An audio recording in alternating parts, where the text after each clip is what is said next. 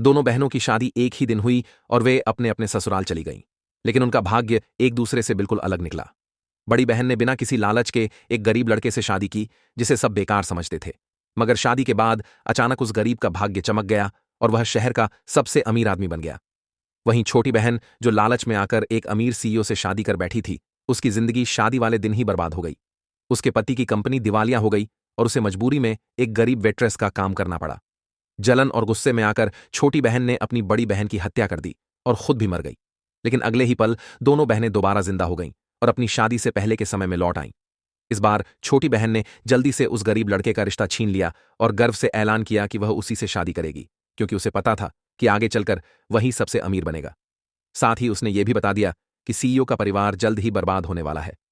यह सुनकर बड़ी बहन समझ गई कि छोटी बहन को भी पुनर्जन्म मिला है।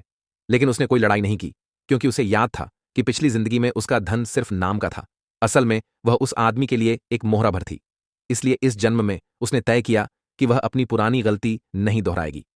शादी के दिन छोटी बहन आत्मविश्वास से भरी और खुश थी, लेकिन उसे अंदाजा नहीं था कि वह अपनी बर्बादी की ओर बढ़ रही है।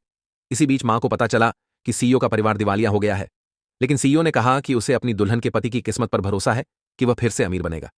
पिता गुस्से में आकर शादी तोड़ने की धमकी देते हैं और कहते हैं कि अगर बेटी ने यह शादी की तो उनका रिश्ता टूट जाएगा।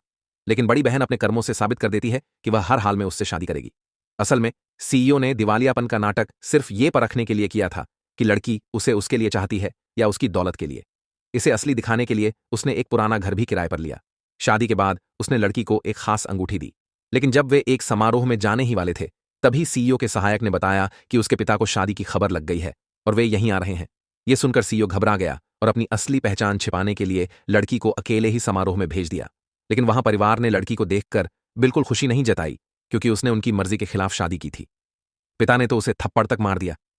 उस गरीब लड़के ने सीईओ की अंगूठी देखकर समझा कि वह चोरी की है, मगर बड़ी बहन समझ गई कि यह सीईओ के परिवार की आखिरी निशानी है। इसलिए उसने माता पिता से हाथ जोड़कर उसे लौटाने की गुहार की। लेकिन सौतेली मां नहीं चाहती थी कि वह परिवार का हिस्सा बने। इसलिए उसने रिश्ते तोड़ने वाले कागजात निकालकर लड़की से साइन करवा लिए। उसका दिल टूट गया, फिर भी उसने हस्ताक्षर कर दिए। लेकिन छोटी बहन को अब भी संतोष नहीं हुआ। वह और उसका पति चुपके से बड़ी बहन को तहखाने में ले गए और उसे सताने लगे, और उसकी आंखों के सामने ही उन्होंने वह अंगूठी आग में फेंक दी। मगर उन्हें पता नहीं था कि यही उनकी सबसे बड़ी भूल साबित होने वाली है। अब आगे क्या होगा, ये जानने के लिए जुड़े